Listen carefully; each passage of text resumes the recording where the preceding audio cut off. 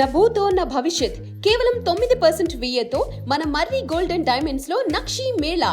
Marri gold and diamonds, KPHB metro station, Hyderabad. Breaking news. Warangal గడ్డపై మరోసారి రాజకీయ యుద్ధం మొదలైంది. ఈసారి అస్త్రం రైతు.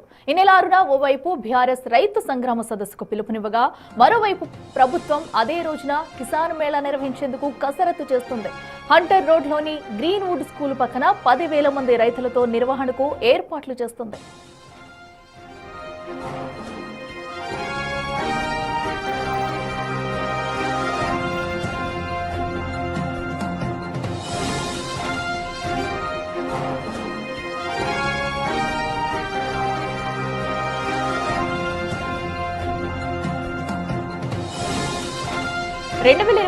మే 6న ఇదే వరంగల్ వేదికగా రాహుల్ గాంధీ రైతు డిక్లరేషన్ ప్రకటించారు. సరిగ్గా అదే తేదీన ఇప్పుడు ఆ డిక్లరేషన్ అమలు కాలేదంటూ బీఆర్ఎస్ వర్కింగ్ ప్రెసిడెంట్ కేటీఆర్ ఆధ్వర్యంలో భారీ నిరసన సభకు ప్లాన్ చేశారు.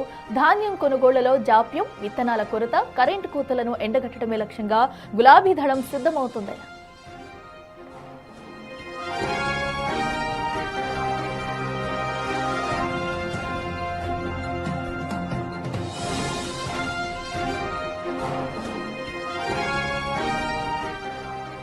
రైట్కి మరింత సమాచారం మా ప్రతినిధి వేణు లైవ్ లో అందిస్తారు. వేణు, ఓరుగల్లు వేదికగా కూడా మరొకసారి అయితే తెలంగాణ రాజకీయాలు హీటెక్కిచ్చే ఛాన్సెస్ అయితే క్లియర్ కట్ గా కనిపిస్తున్నాయి. మరి ఏంటి, అటు కేటీఆర్ నిర్వహించే ఈ సభలో పూర్తిగా కూడా ప్రభుత్వాన్ని ఎండగట్టే ఛాన్స్ అయితే కనిపిస్తుంది. సో రైతుల తరపున ఎలాంటి డిమాండ్లు ఉంచనున్నారు? సో మొత్తానికైతే 2.5 ఏళ్ల తర్వాత బీఆర్ఎస్ కొంత వ్యూహాత్మకంగా ప్రజల్లోకి వెళ్లే ప్రయత్నం చేస్తుంది. అందులో భాగంగా తొలిసారిగా సంగ్రామ సదస్సు పేరుతోని వరంగల్ వేదికగా భారీ రైతులతోని సదస్సు నిర్వహించబోతుంది. ఇందులో ప్రధానంగా రైతుల సమస్యనే అజెండాగా తీసుకున్నారు. అది మే 6వ తేదీన 2022లో రాహుల్ గాంధీ ఆర్ట్స్ మైదానం లోపల రైతు డిక్లరేషన్ నిర్వహించి రైతులకు దాదాపు 22 పైగా హామీలు ఇచ్చారు. సో ఈ హామీలన్నీ నెరవేర్చట్లేదు, రైతుల పరిస్థితి అధ్వాన్నంగా మారింది, రైతుల తరపున పోరాటానికి సిద్ధంగా ఉన్నామని చెప్పడానికే ఈ యొక్క సంగ్రామ సదస్సు అని నిన్న రాత్రి పేరును కూడా ఖరారు చేశారు. ప్రస్తుతం మనం ఉన్నటువంటి హంటర్ రోడ్లోని గ్రీన్వుడ్ స్కూల్ పరిసర ప్రాంతంలో 4.5 ఎకరాల ప్రాంతంలోనే దాదాపు 10,000 మంది రైతులతో ఈ సదస్సు నిర్వహించేందుకు ఏర్పాటు చేస్తున్నారు. కొద్దిసేపటికి నేతలతో కలిసి పోస్టర్ ఆవిష్కరణ కూడా చేశారు. ఇక రైతులనే ఇక్కడికి చేర్చివేసేందుకు ప్రతి నియోజకవర్గం నుంచి దాదాపు 2,000 మంది పైగా రైతులను తీసుకురావాలి. తెలంగాణ వ్యాప్తంగా రైతు సంఘాలలోనూ పనిచేసినటువంటి కీలక రైతులందరినీ కూడా తీసుకొచ్చి రైతు ఎజెండాగా ఇప్పటి నుంచి ముందుకెళ్లేందుకు ఒక యాక్షన్ ప్లాన్ కూడా సిద్ధం చేసుకున్నట్టుగా తెలుస్తుంది. మొత్తానికి ఈ సభ నిర్వహించే రోజే కౌంటర్ గా అటు ఆర్ట్స్ మైదానం లోపల కిసాన్ మేళాను ప్రభుత్వం నిర్వహిస్తుంది. ఈ సభకు దాదాపు 20,000 మంది రైతులను ప్రభుత్వం అక్కడికి చేర్చి రైతు ఉత్పత్తులు, రైతులకు ఇస్తున్నటువంటి సంక్షేమ ఫలాలు, రైతులకు ఇస్తున్న సబ్సిడీ అంశాలపై అక్కడ కూడా సదస్సు నిర్వహించబోతుంది. ఆ సదస్సులో జిల్లా ఇన్ఛార్జి మంత్రి పొంగులేటి శ్రీనివాసరెడ్డి, వ్యవసాయ శాఖ మంత్రి తుమ్మల పాల్గొబోతున్నారు. దీంతో ఒకే రోజున ఒకే సమయంలో ఇక్కడ రైతు సదస్సు సంగ్రామ సదస్సు జరుగుతోంది. మరోవైపు ఆర్ట్స్ కాలేజ్ మైదానం లోపల రైతులకు సంబంధించిన కిసాన్ మేళా జరుగుతుంది. సో రెండు ఒకే రోజు ఉండడము, కౌంటర్ గా ప్రభుత్వం కూడా ఈ కిసాన్ మేళా ఏర్పాటు చేయడంతో అసలు బీఆర్ఎస్ చేసేటువంటి ఈ రైతు సంగ్రామ సదస్సు నుంచి ఏం మాట్లాడబోతున్నారు, రైతులు అసలు ఎవరిని రిసీవ్ చేసుకుంటారు అనేది ప్రస్తుతం తీవ్ర చర్చనీయాంశంగా మారిన పరిస్థితి. అయితే కిసాన్ మేళా నిర్వహిస్తున్న విషయం తెలుసుకున్న తర్వాతే నిన్న ఉమ్మడి జిల్లా నేతలతో కేటీఆర్ మాట్లాడారు.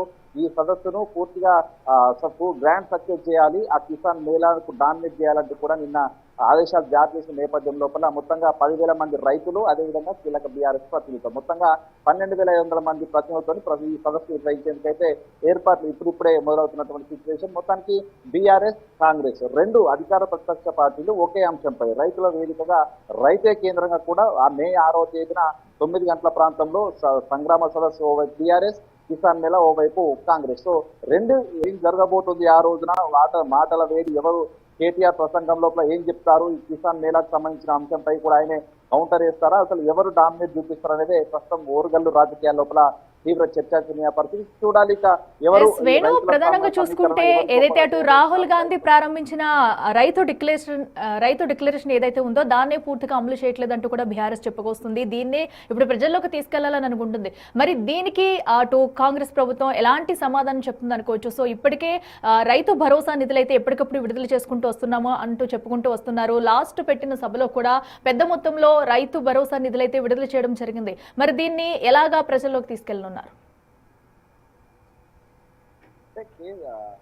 రైతు డిక్లరేషన్ ఇచ్చినటువంటి ప్రధానమైనటువంటి హామీ 2 లక్షల రూపాయల రుణమాఫీ. సో 2 లక్షల రుణమాఫీ ప్రస్తుతం కంప్లీట్ అయింది. ఏటా పంటలకు ముందుగానే రైతు బంధు ఇస్తా అని చెప్పారు. సో ప్రస్తుతం అయితే రైతు బంధు లోపల కొంత దాని లోపల ఒక ఎకరానికి 2 ఎకరాలకు విడతల వారీగా రావడంతో కొంత ఈ అంశం లోపల రైతులందరూ కూడా కొంత అసంతృప్తి ఉన్నటువంటి సిచ్యువేషన్. మరోవైపు వ్యవసాయ పరికరాలకు సబ్సిడీపై అందిస్తామని చెప్పారు. అదేవిధంగా పంటలకు సంబంధించి బీమా ఉచితంగా చేస్తామని చెప్పారు. ఇట్లాంటి చాలా హామీలు ఇంకా నెరవేరే పరిస్థితి. సో దీంతోనే ఒక రైతుకు సంబంధించి రుణమాఫీ 2 లక్షలు మినహాయిస్తే మిగతా ఏది కూడా సక్సెస్ఫుల్ గా ఇంప్లిమెంట్ కాలేదు. సో ఈ అంశాన్ని లేవనెత్తడానికే ఈ సంగ్రామ సదస్సును ప్రస్తుతం బీఆర్ఎస్ ఆయుధంగా వాడుకోబోతుంది. రైతులు ఎందుకంటే ప్రస్తుతము సీజన్ ఉంది. ఈ ధాన్యం కొనుగోలుకు సంబంధించి దాదాపు మరో 2 నెలల పాటు కూడా సీజన్ కొనసాగబోతుంది. అంటే రైతులు ఈ 2 నెలల పాటుగా కూడా రోడ్లపైకి వచ్చేటువంటి సిచ్యువేషన్ ఉంది. కాబట్టి ఈ సమయంలోనే వాళ్ళని అట్రాక్ట్ చేస్తే పూర్తిగా బీఆర్ఎస్ రైతు మొగ్గు చూపే అవకాశం ఉంటున్నటువంటి ఆలోచనలో కూడా బీఆర్ఎస్ ఉంది. ప్రస్తుతము బీఆర్ఎస్ నేతలంతా కూడా రైతు సంగ్రామ సదస్సు సంబంధించినటువంటి పోస్టర్ ఆవిష్కరణ చేశారు. ప్రస్తుతం నేతలు మాట్లాడుతున్న సిచ్యువేషన్ ఒకసారి ఏం పడుతున్నారు వారి మాటల్లో నిర్వహిస్తామని గురించి సందర్భంగా తెలియజేస్తున్నాం. ఈ సదస్సు సుమారు 12,000 గ్రామ పంచాయతీలు అనుకోండి, లేక మరి 13,000 దాకా ఉన్నటువంటి గ్రామాల నుంచి ప్రతినిధులు జిల్లాలో, ఉమ్మడి వరంగల్ జిల్లాలో ఉన్నటువంటి అనేక గ్రామాల నుంచి మరి రైతు ప్రతినిధులు వచ్చి మరి కాంగ్రెస్ చేసినటువంటి మోసపూరితంగా వాగ్దానాలను, అదేవిధంగా వారు పండించినటువంటి పంటను కూడా కొనుగోలు చేయకుండా, బోనస్ పక్కకు పెట్టండి, వారు పండించిన మరి పంటను కూడా కొనుగోలు చేయకుండా కాలయాపన చేస్తున్న పరిస్థితులను మరి సదస్సు ద్వారా వాళ్ళందరూ కూడా మరి వారు మరి క్షేత్రస్థాయిలో ఎదుర్కొంటున్న సమస్యలను కూడా పార్టీ దృష్టి తీసుకొస్తారు. ఖచ్చితంగా పార్టీ సగాపడ్డటువంటి ఈ తెలంగాణ రైతాంగానికి అండగా ఉండటమే కాకుండా రాబోయే 2 ఏళ్లలో ఖచ్చితంగా కేసీఆర్ గారు ముఖ్యమంత్రి అవుతారు. ఖచ్చితంగా ఇప్పుడు విధ్వంసమైనటువంటి 2.5 ఏళ్లలో విధ్వంసమైనటువంటి తెలంగాణను పునర్నిర్మాణం కేసీఆర్ గారి నాయకత్వం చేస్తామన్నటువంటి విషయాన్ని కూడా ఈ సందర్భంగా తెలియజేసుకుంటూ, మేము మరి సదస్సులు నిర్వహిస్తా అంటే సదస్సులు ఇవ్వరు, కానీ పోటీగా సదస్సులు నిర్వహిస్తారు. మేము రైతు సదస్సు పెడితే రైతు పేలాలని అంటారు. ఏం మేలు చేసిందని మీరు పేలాలు నిర్వహిస్తారు? నిజంగా మీకు చిత్తశుద్ధి ఉంటే మాకు పోటీ సభలో మాకు పోటీ సదస్సులు నిర్వహించడం కాదు. ఈరోజు మీకు చిత్తశుద్ధి ఉంటే ఈరోజు ప్రతిపక్ష పార్టీగా రైతులు ఎదుర్కొంటున్నటువంటి సమస్యలు మీ దృష్టికి తీసుకొస్తే ఆ సమస్యల పరిష్కారం కోసం మరి రైతులు పండించినటువంటి ధాన్యాన్ని కొనుగోలు చేసే విధంగా, వారికి గిట్టుబాటు ధర ఇచ్చే విధంగా చేయాలి తప్ప ఈ పోటీ మేళాలు, పోటీ సదస్సులు, పోటీ